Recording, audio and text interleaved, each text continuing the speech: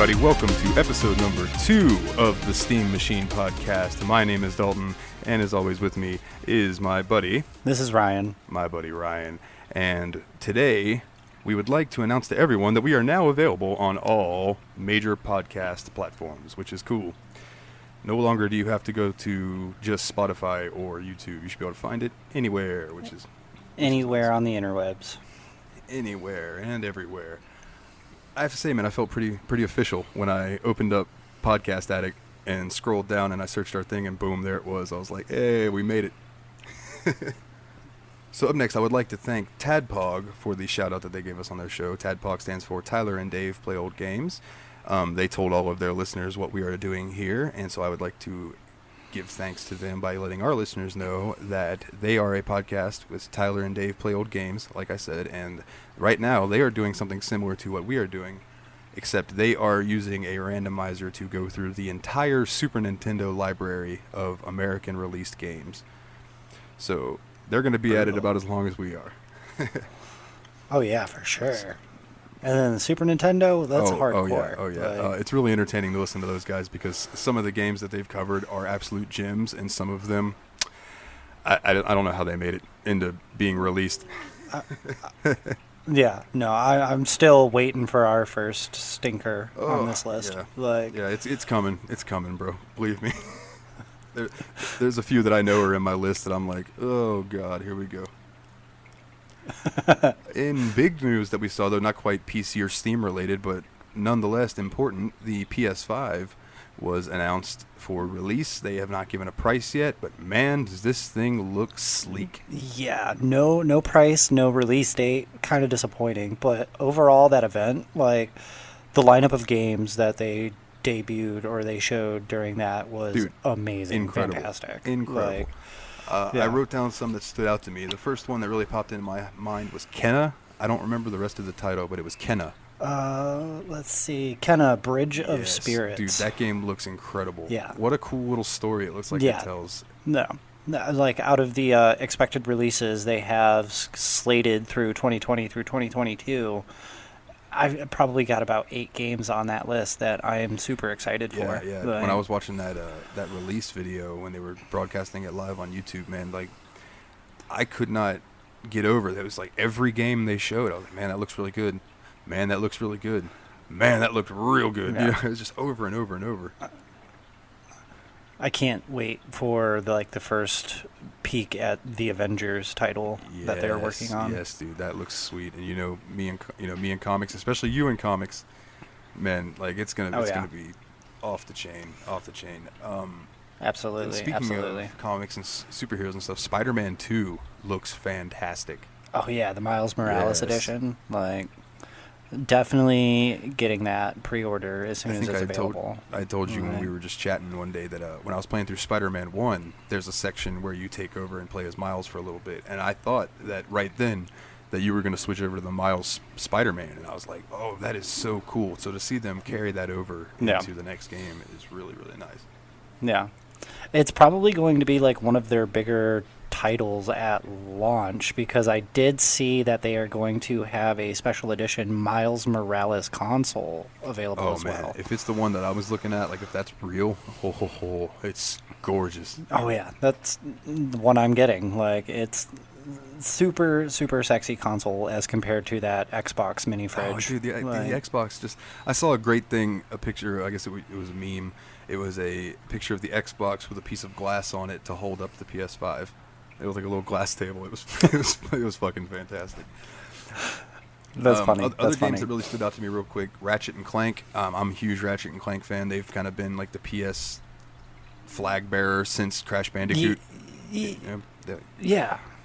They've been around like the whole run of Sony consoling, like the PlayStation. Ever since PlayStation 2. And then it was kind of strange because PS4, all we got was the remaster of the original game. And they added in stuff from the movie, which don't get me wrong, I had me and my dad played that and we had a great time with it, but I was ready for some new Ratchet and Clank content. Now that we've got one coming out, I'm really excited for it. The Horizon sequel, Horizon Forbidden West, I know you probably haven't played Horizon Zero Dawn, but man, no, I have not. What a game, dude. Aloy. I am excited for Ghostwire Tokyo because that looked stunning. That That looked game did look amazing. really cool, man. Speaking of games that look stunning, bro, that Stray game.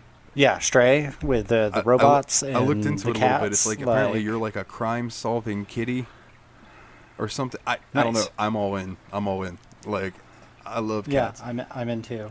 Like all of the games that they showed during that event looked absolutely breathtaking. Like I cannot wait for this system Yeah, man. to drop. The Demon Like, Souls remake, Returnal. Yeah, Returnal. The whole premise for that game is just wild. It's like Edge of Tomorrow meets Groundhog Day. some typical like sci-fi Yeah. thing. You just keep reliving your same day over and over again, but every time you respawn, the whole planet changes. It's like Groundhog Day meets The Outer Limits. what? Yeah, like And then Resident Evil 8 looks fantastic. yeah, Resident I'm Evil usually 8. like not a massive that- Resident Evil guy. Like I like those games, but this one particularly, when they showed that when they were walking into, I don't even like that ballroom, I guess you would call it. Very Yeah. old cathedral-esque style house. I was like, oh, I just want a whole game in a place like that. I just want to explore somewhere that looks like that. Right. Some things I've been reading about this Resident Evil 8, the Village, is that it is going to focus more on the horror element and the atmosphere than action. So it's going to be more of like a slow jump scare playthrough instead of just guns blazing, let's mow down some zombies. Yeah, which is kind of like- what Resident Evil's turned into in the past few years, Yeah, which is kind of absolutely. strange. And then they kind of went back to normal with 7. I think 7 Yeah. had like less zombies and more like creepy, weird redneck kind of people. But I could be wrong. I didn't really play Biohazard much. Deathloop by Bethesda. I had heard nothing about this game before it got announced, and I guess it's just like you're an assassin trying to kill a certain number of people before you get killed, and there's another assassin hunting you the entire time. Yeah, and what I was reading about that too is the title Deathloop comes from a feature that they have in the game where you can actually like loop time. So if you mess up on like your run or one of your like missions or something, you can actually reset the loop to rectify your mistake. That's Like, pretty fucking sweet. yeah, that's wild. And Like, I'm sure that game is going to come out with its usual Bethesda jank, but like it looks like it's going to be a good ass game. I think I saw Bethesda was involved in quite a few of these games coming out because I think they're also involved with that Ghostwire Tokyo. It wouldn't surprise me. I know that they're slated to be working on Elder Scrolls 6. Yeah, Elder Scrolls 6. I keep seeing stuff about that. It still sounds like we're at least 5 years absolutely, out because for they said that Starfield game that they're working on is coming out first, and I think that's not for Yeah. another 2 or 3 years. So being the Elder Scrolls fan that I'm going to be an old man before I get to play 6, but I'll be cool with it. Right. The only Right. other game that I've got right here that really stood out to me just because how ridiculous it looked was that Bug Snacks, I think it was called. Yeah, Bug Snacks. It That- reminded me of those old like rare games collectathons, like Banjo-Kazooie. It reminded me of that, but a little more Yeah. brought up to Yeah. date. And the whole eating the bugs and they become part of your body is so strange. It looks very campy, but I like those kinds of games sometimes. Yeah, for sure. For sure. I am excited to see like what kind of mechanics and how sports games play on this console. Yeah, I wasn't. Like from the PlayStation through the PlayStation 4 and like even on the Xboxes, each generation the play got a little bit cleaner, a little bit easier to handle. With what they're doing now with the upcoming PS5 console, it's going to be interesting to see how like FIFA or NHL play. Yeah, because they only showed from what I saw, they only showed the NBA game, and The NBA. I'm not the really NBA into the game. basketball Yeah. games. And even the attention to detail on that Insane. was wild. Like if you actually paid that, they showed the individual beads of sweat Yeah. rolling down the players' The thing faces. about the 2K during- games is it's like they've gotten really good at making it look better, but not making it play better. And I'm judging that basically off the WWE a la games. Yeah. WWE. Yeah. Garbage. Just wait, we've got 2K20 in the list. Oh, Yeah, and fantastic! I will- Glitch City. I will say Glitch this. I will City. say this. I've been playing it here and there. It's not that bad, but I have not dove into story mode yet, and that's what everyone was complaining about. I've seen a few glitches here and there, but nothing that I haven't seen in the past like 2 or 3 2K WWE games. It'll probably be like one of our first stinkers if it does pop up early We'll see. on our list. Like, but it has to be bad for them to have canceled like the 2K line. It's pretty rough. Like the problem is that they've patched it, and it's still janky. Like, it's pretty ridiculous. This is. I think this is why, like, when it comes to games like WWE or NHL or Madden, like, instead of cranking out a game every single year, take your time, create a really good game, and then release yearly roster updates as DLC. So make it $20 or something. Like, people would fucking pay it. Yeah. Yeah, you don't need to pump out a new game every single year just because 1 or 2 people switch teams. Yeah, absolutely. And that helps to, you're not just trying to pump out the same game with updated stuff. You know, it gives you more time to sit back and be like, all right, well, what new innovations can we put in here instead of, all right, well, how do we make this new game play as good as the old game type thing? Yeah, absolutely. And then, like, with the yearly releases, they get rushed too. Like, they can't actually fix some of the problems they had before. They can only try to, like, hide it a little better. That was happening with Assassin's Creed for a while. You know, they still come out, I think, every year, but at least the games have gotten better. Oh God, they're up to what, 21 titles, 22 titles in the Assassin's Creed if you line? include all the little side games that are like 2 or 3 hours long and stuff. Yeah, it's insane. Yeah. But you know, I will say that the newer Assassin's Creeds have gotten really good. So at least they're fixing their issues. I have yet to play a single title from Assassin's Creed. Like, I have not even touched it as a series. I mean, if I was going to give you advice, I'd say skip the first 2 and just read about them. Check out the remaster of 3, and then start at Black Flag, which is 4, which that's on our list. So we have we have that on our list. Eventually, so cool. We'll be listening to lots of Ailstorm while we're playing Black Flag, I'm sure. Speaking of Sony and PlayStation stuff, did you catch the news about your series? Did I catch the news? I caught the news and about exploded, my brother. And I know what you were talking about is Persona 4 Golden coming to Steam. Yeah, I saw that and I figured you would flip out. Like, as much as you rave about Persona 5 and the series as a whole, like, I knew this was going to. Oh, dude, I was so excited! I was so excited. I'm pretty sure my neighbors heard me freaking out about it.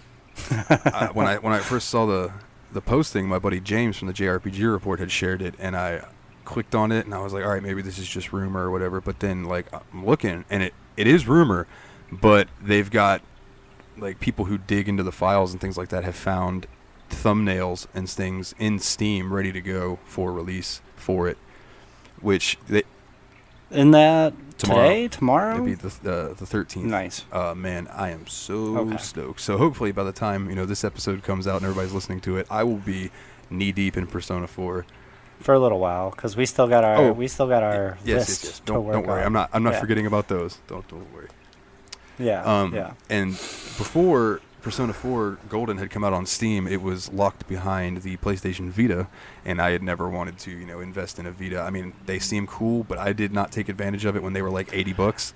And yeah, they have a cult following. I don't know why Sony didn't run with it longer than they did. It's a good question. But because of the cult following and the collectors digging the Vita itself, it's got quite the resale value. Yeah, man. Right? Yeah, and then at one point they even had they called it the PlayStation TV, which was like a little box that you could hook up to your TV, and it played Vita games. And for a while it was $50.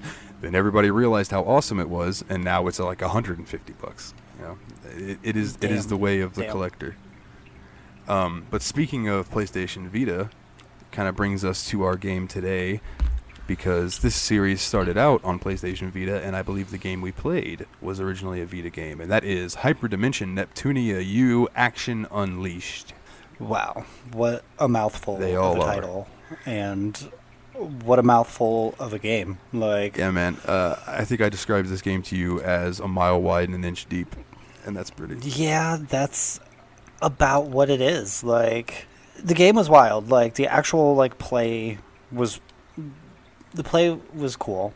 Storyline, absolutely not. Yeah. Like, I was so glad to discover the skip all button on the dialogue and the cutscenes, because after sitting through about 45 minutes, almost an hour of cutscenes just at the beginning of the game, I was over it. Yeah. Like, I was like, I just want to play it. Yeah, I just want to play the game. I can imagine. Like, I can imagine. Yeah, this is not a good place for you to come into the series, and I think I told you that when we got it on the list. Yeah.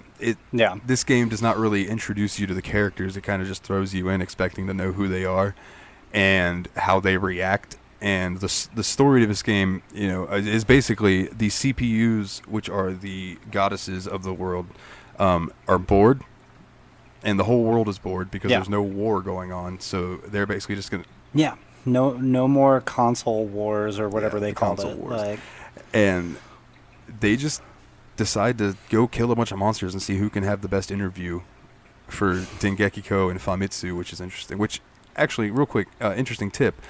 Dengekiko and Famitsu are based on the Japanese gaming magazines Dengeki and Famitsu, and they are like a rival magazine thing, which is why they are rival journalists in the game. So I thought that was pretty cool. Wow, that's cool. That is cool. This series started off on PS3, and then it didn't do very well, and there was some jank to the game, so they remade the series for Vita. And that started with the Rebirth series, and then after the 3 Rebirth games is when Hyperdimension U came out. So, all of the console wars that they are talking about in the game happened before this game, but you do play through that kind of stuff in the others. This game is pretty much just an action game. It reminded me a lot of Dynasty Warriors. Yeah, it's a really good hack and slash. Like, for the lack of storyline this game has, the hack and slash makes up for it. Yeah, very fast-paced, very fun, very fluid. There was no real... Yeah. I hate to keep using this word, but there was no real jank to the moving or anything. It was very, very fluid. Yeah, no, I had an issue with a couple of the characters and how slow they moved, and I wasn't sure if it was just because of the style of weapons they were using or what, but, like, Blanc, for instance, using the Warhammer, that's obviously a slow weapon, but Vert using the spear, there's no reason why she should have been slow. Like, no reason and at the all. fact that Blanc is faster than Vert, which doesn't make any sense. Yeah. Vert really shined when you went into CPU form, but until you got there... I think that, when they pretty much all the characters, like, some of the characters were good in CPU form, but once they hit that HDD level, like, that HDD form, they all took another level. Like, they all became when they juggernauts. transform into their goddess form or whatever. Yeah, they fucked some shit up. Like, I know you and I both were pushing out max, like, I think it maxed out at 999 hits and 999 million damage or something. Yeah, the combo stops counting at 999 hits. The total damage given during that combo maxes out at 9,999,999 points. Like, and then even with, like, say, Neptune using her 3rd special ability that you acquire later in the game, deals 99,999 points on just that single attack. Yeah. Like, it's nuts. And if you build your characters up, you're able to use that more than once in a row. It's like no boss really even stands a chance towards you. No, they really don't. Like, and I only maxed out 2 characters on my playthrough. Like, I maxed out Dengekiko and I maxed out Neptune. I maxed out everybody except Famitsu and I want to say Nepgear. I think Nepgear, yeah. Those 2 were the ones that I didn't max out. I maxed out everybody else, just because I had a lot of time on my hands, so I was just running through and just wrecking them. There are quite a few nods to other games in this game. If you did not notice this. Yeah, all of the enemies, all of the creatures, monsters, whatever you want to call them, they're all Easter eggs in their own absolutely. right. Like, you got the dogoos from, what was it, like, they look like slimes from Dragon Quest, just with a dog face. Yeah, and then you got the pipes from Mario and the mushrooms and the little pixel invaders. I think, Yep, the Pixelvaders from Space Invaders. I think the wildest enemy that I came across was the walking anime portraits. Yeah, the character Like, portraits. Those always get me. Just crack me up. yeah, that was. But I will pretty say that wild. this game's got some cool enemies too, like the giant mech dragon things that you fight. Like they're pretty sweet looking. Like Yeah. they look like they could fuck your shit up, Yeah. and they would. Yeah, some of the like the mech enemies, they almost look like Gundam. Yeah, Like, that's what it that was reminded pretty me cool. of was That was like pretty cool. Gundam or. Oh man, there was another anime and I blanked. There's so many like mech animes. Yeah, there's a lot of them. There's a lot of them. Well, little info about the land of Planeptune and all those. There's 4 nations. There's Planeptune, Louis, Last Station, and Leanbox, and they are each based on a console. You got Planeptune and Neptune herself based on the Sega Neptune, which never came out. Louis with Blonde, ROM, and RAM. That is like the Nintendo, like for the Wii. You had Leanbox and Vert, kind of representing Xbox, and Last Station. Xbox, Yeah, obviously. And Last PlayStation, Station's yeah. PlayStation. Like, And it's pretty funny that the console wars are just basically based on what goes on in real life with the economy and with the way these businesses are like trying to go at each other. So it's like the CPUs, or I guess I could call them the goddesses. The goddesses are powered up by quote unquote shares, which are basically the people believing in them. Yeah, so it like the shares is essentially like sales. yeah, exactly. Like, Exactly. But it's like instead of sales, it's prayers or whatever. But yeah, the Oh my whole goodness. premise of the game is absolutely ridiculous. But I love it. This game takes place in a alternate dimension type thing, which they do a few different times. There's like Hyperdimension, there's Mega Dimension, and Cyber Dimension. There's a few different. are they all canon or are they all like offshoots from like the standard Neptunia storyline? So they're all canon that I know of. I know this game is a spin-off. The ones in the main line are like Rebirth 1, 2, and 3, which all these games are on our list. So there's Rebirth 1, 2, and 3, and 3 is actually called Hyperdimension Neptunia Victory, and then the game after that is called Victory 2. So I always thought it was 7, but it's not. It's V2 is Victory 2. Yeah. Are they all the same like hack and slash system as Action Unleashed, No. or is this like this No. game's action Okay. like hack and slash, and I think Blonde vs. the Zombies is a hack and slash game, which is another spin-off. Yeah. But as far as the main line of the games, they are turn-based. turn-based? Interesting. So they took like a Final Fantasy approach to it, going from turn-based to real time. Yeah, in a way, Right. in a way. The Very cool. in the mainline Very games, it's cool. kind of cool because when you're going into battle, it's turn-based, and each of your character has like a radius around them that they can attack with. So, Yeah. certain people's radius will be 10 feet in front of them because they're a ranged character. So you actually have to like move back because Ranged you're not stuck in character, one place. yeah. You can kind of run around the battlefield, but when you're attacking, it's all turn-based. It's pretty cool. Very cool. Very cool. But this game, like we were saying, took a turn and went full Devil May Cry style. And Yeah. the main villain of this game is the next gen mech, which basically just is a big baddie that you have to defeat eventually. You try to. You think it was a big baddie, like you first come across it in the game. You throw your attack out there, and then all of a sudden it's like, boom, you're back at the Yep, quest yep. screen. What the hell happened? Did I get one-shotted? Did I just, like, was this meant to be a playable cutscene? Like, it threw me off at first. I was like, well, damn, did I really just get totally owned by the final boss? Like, do I really have to go back and grind through all of these Yep. levels that I have just done Yep. before?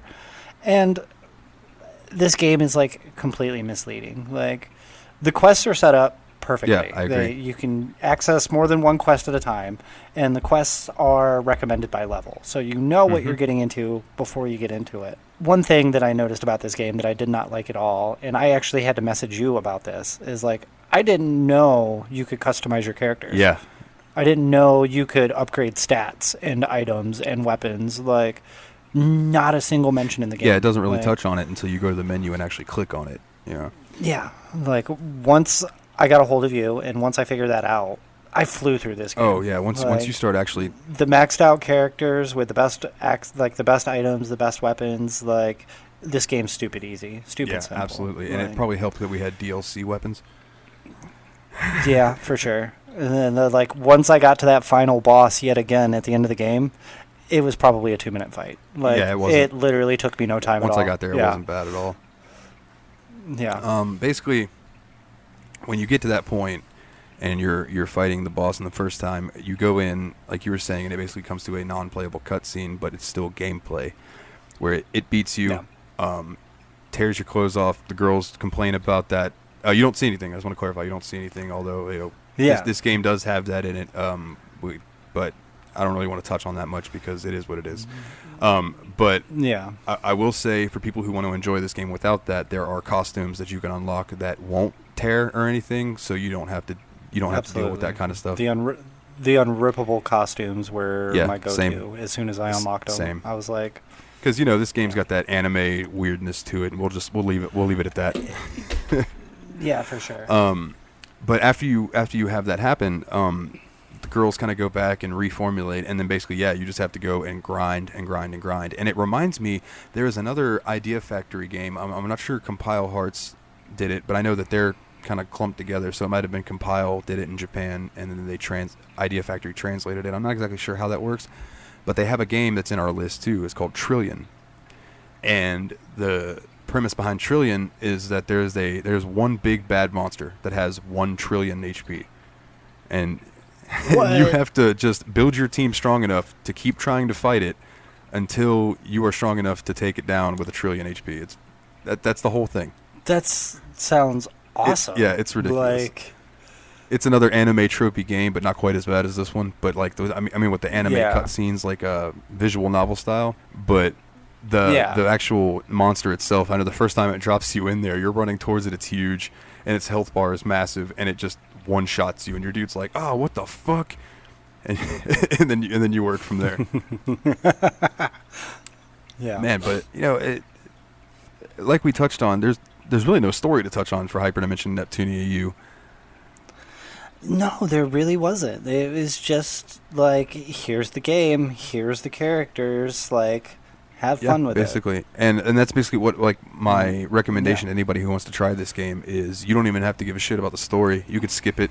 The good story for these games, that skip all button was the amazing. story that's worth it in these games is not in this spinoff. But as far as gameplay, dude, I highly recommend this to anybody who likes hack and slashes. Yeah, if you like mindless hack and slash games, I definitely would give this a play. Yes, for sure. If you had to give it, let's do out of 10. I think it'll be easier. So at 1 out of 10 Nep-Neps, how many would you give it? 1 out of 10 Nep-Neps. Let's see. I'm probably gonna go a flat 5. Solid. Like, yeah. Like the hack and slash play and how fun it was makes up for the lack of storyline and how annoying it was to get around all of that just to be able to play. Yeah, and I think it takes away a little bit from it that it didn't really explain much of the mechanics and things to you other than how to fight, but it didn't really show you how to level up, how to switch characters. It didn't even really explain Lily ranks until you got into the menu for Lily ranks, and like that's required to beat the last boss. Yeah, it is. And it's like, I think it's also part of like some of the achievements that you can unlock during the game. If you like max out the ranks for all of your characters, it's like a secret achievement. I don't have time for that. That would take forever. Yeah.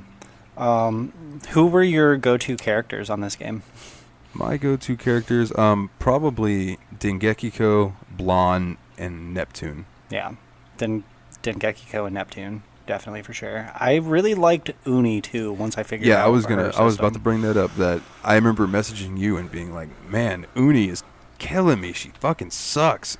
And then, I figured out how to really use her, and holy shit, can she clear a fucking battlefield? Oh yeah, absolutely. She like you said, I hated her until I had to use her on like one of those exclusive levels. And it was one of those levels where you could get some space away from the enemies and she just mows them like down. a fucking Like, hoss. being the only true long range character on that game Yeah. is totally worth it. Like, once I figured her out, she was one of her my EXE go-tos. moves. Something blaster. I can't remember the name of it. But dude, if you hit that on the right group, it would blow them to the other side of the level. And that It would really helpful. It would, and especially as you got her higher in level and did more damage, you wouldn't just blow them like clear across the stage. You just completely fucking done. obliterate them. I know there was one level I had to kill 150 Yeah. enemies and defeat the boss, and I used Uni, and I think I beat that level in like 30 seconds. It's fucking insane. Yeah, sounds about right. Sounds about right. I was a little Like, disappointed in Vert, though. I know we touched on that a little bit earlier, but like she's normally one of my favorite characters in the games because she's usually very powerful. In this game, she was a little lacking. A little lacking. Yeah, I thought she was like early in the game. I selected her for a couple quests, and I was like, awesome. She's got a spear. This is cool. It's going well. As the game progressed, she never picked up speed. She didn't really advance as far as like weapons and stuff go. They really underwhelmed me with her. Like, is where she was like completely dumbed down and like brought to low level. They overpowered Blanc by a lot. Like I know you. I think you said you maxed out Blanc She was my first on your one. playthrough. I only managed to hit maybe like level 44, 45 with Blanc.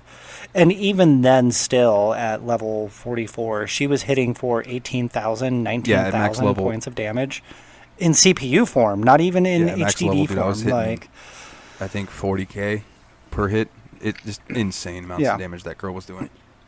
Even with my level 99 maxed out Dengekiko and Neptunes, I was not even still hitting for half the damage that my level 40 Blanc was they might be hitting pushing out more Like, DPS because they swing quicker, but as far as heavy hits, dude, nobody touched Blanc. Yeah, nobody did. And then if you used Blanc in her combos right, she was a fast hitter too. Like, you hit that one move where you just swung your hammer around in a circle. Yeah. You're hitting 20, 30. Yeah, you're hitting 20, 30 enemies in a grouping, all for 5 digits of damage. Move. It's only useful in small rooms, but I think it's called like Geflechtliturn. It was the move she had that's in German. But it throws a bunch of projectiles and they bounce off the walls. So if you're in a small room and you use that, you could take out an entire group with it. It's fantastic. Real quick, I'm going to go ahead and throw a rating out there for me. I'd probably give this like a 5.5 Neps out of 10. Just because, I came into it a little more knowing the background with the characters and stuff. So it was a little easier for me to pick up on the story. But eventually I gave up on it too. I'm like, all right, there is nothing here. So similar rating, similar thoughts about the game. It's definitely a good game, though. Definitely a good game. It's enjoyable. It might be a game that I pull up on a slow day, bored day, where I just don't really want to do anything other than hack and slash, because it does got some of the quests where like clear 1,000 enemies, clear 1,500 enemies, clear 2,000 enemies. Like, if you just want a long hack and slash run, they have the levels for that. Like, you don't have to back out, back in, different quests to get that. You can just sit down and do that clear 2,000 quest, and easily level up your lower level characters. And I think that comes from this game originally being a Vita game. Being able to just pick it up, do a level, and set it down and play it later. Because being portable, that's kind of the way it happened. So I assume that's why that it is the way that it is. And shit, I wouldn't change it. Like, it was super fun. I do kind of hate the quests that make you pick people, but I get that they try to spread the love. They want you to work on just everyone. This isn't like your typical fighter game where you can you have the option to just pick one fighter over and over and over again, and then leave everyone else out. Did you actually play any of the unlockable game modes after you completed story mode? No, I did not. Once you complete story mode, it unlocks what they call the gauntlet mode. Ooh. And then you take your lineup from your save file and all of the current levels they are, and you can put them in a tournament against each other. Oh shit. Yep. And then depending on what level of difficulty you set the tournament at, and if you win it, they also reward items and weapons to the winners of those tournaments. Oh, that's rad. And then once you complete the Gauntlet tournament, it unlocks a tower mode where you Like Mortal Kombat style? Yeah, pretty much. You start off level 1, and as you go up in level, the difficulty increases. Oh, that sounds cool. That mode was really cool once I figured it out, because you play on the same save file as your story mode. Yeah. You can level up your lower level characters if you need to catch them up to your higher level ones in that tower. Oh, that's badass. Yeah, and then it moves back over to storyline. So if you were missing some character exclusive quests because you weren't a high enough level with them yet, Yeah. go run a few levels in that tower to beef them up, and then you can go back to the quest mode and knock those out. No big deal. Well, fuck. I wish I'd have known that instead of just grinding these little quests over and over. Yeah, no, that tower was cool, but the quest grinding, it was necessary because, like I was saying, how to unlock it. You didn't unlock that tower until you actually rolled credits on the main storyline. Yeah. And then played an entire Gauntlet tournament to completion. The Gauntlet mode sounds cool, though. I'll definitely hop back in and check that Yeah. out. Because once I rolled credits on the game, I closed it out and started taking notes. Yeah. I remember what I was going to say. I actually got an achievement in the game for using everybody. Like, they gave you one there. It was like, everyone's included or something like that. I think I got that too. And it's like an achievement that they set up the game to give you, because they're eventually give you. Yeah, because every single character has an exclusive level at some point. Yes. And I think I got an achievement for piecing people together who are like friendly in the other games, like Neptune and Nepgear. I got an achievement putting them together, with all the CPUs and their CPU candidates. Yeah. So they're little sisters. I think the one achievement I noticed that I thought was hilarious was surviving a quest with items that did nothing but reduce your stat points. Nice. Yeah, I know that there's a few of those items. I know on Famitsu I had one, I think it was called Glass Cannon, that it tanked her defense to like 1. Yeah, put your defense to 1, but it raised your 2,000. attack by a lot. I think it's like 2,000, which is an insane amount. Yeah. So basically, you just had to keep swinging. Yeah. Keep swinging. Don't let them. Yeah, I would not put that on any other character. The characters I would recommend that for would be Famitsu, Dengeki-ko, Neptune, Nepgear, and maybe Noir. The really fast enough. Yeah, the really fast swords. Only the ones that don't give your enemies time to hit you. Absolutely. Well, man, I believe that we've pretty much covered everything that I had written down about this. This game, like we said in the beginning, mile wide, inch deep. There's not much to it. Yeah, for sure. But hey, Steamy. Hey, Steamy's lighting up. Hey, Steamy. That means he has something for us. What is it? A new game? Is he got our next Well, adventure? let's see. What you got for us, Steamy? All right, man. It looks like his chest is showing number 108. So let me pull up this trusty list of games that we have here that I have scrambled not once, but twice. The list is scrambled and the numbers are scrambled, so we will never be able to figure out which one we are going to get. And number 108, sir, is Batman Arkham Asylum Game of the Year Edition. Fuck yes. We have awesome. We have not hit a stinker yet. That's what I'm talking about. No, I'm definitely super pumped for this game. Yes. Well, thank you, Steamy. We appreciate it, man. Yeah. All right. We will see Steamy next week, I'm sure. Dude, I'm stoked about this Batman game. Absolutely. I've touched all of the games in the series just a little bit, casual gaming, never got in far into it, never completed any of them. So I really don't even know the storyline of any of the games, really, where they go or any what villains pop in, what Easter eggs there are. And a huge comic nerd, I'm going to fucking love every second of this game. You are the biggest comic book nerd that I know. I will say, I've only played Arkham City, but I have heard nothing but good things about Arkham Asylum. And I mean, Arkham Asylum started it all. Yeah. Like, if it wasn't a bad game, they wouldn't have continued. shit, if you think about it, if Arkham Asylum would have tanked, there would be no Spider-Man game, because the Spider-Man game plays a lot like the Batman games. I don't know about that, because the Spider-Man game for the PS1 was Oh, amazing. no, I get that. Like, I get that. I'm talking yeah. just about the Yeah. the fighting mechanics and the one for PS4. Oh, It's- yeah, fair enough. They're fair similar. enough. You'll see what I'm talking about. I do know that we have the other Yeah. Arkham games in the list. The only one that's not in there is Arkham Knight, and honestly, I will probably add that. That way, we can just Yeah. cover the entire fucking Arkham series eventually.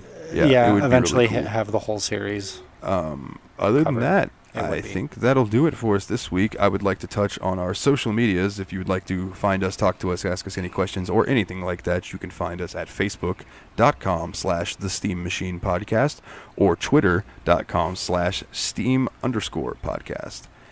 And like we said at the beginning of the episode, we are now available wherever books are sold. And by that, I mean podcasts.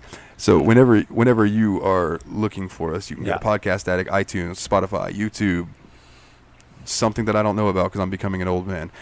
We should be on all of them, which is fantastic. And don't forget, if you are feeling kind, to go to iTunes and leave us a review, preferably a 5-star review, because that will really help us rise in the ranks for people to find us on iTunes. Other than that, man, I don't have much left.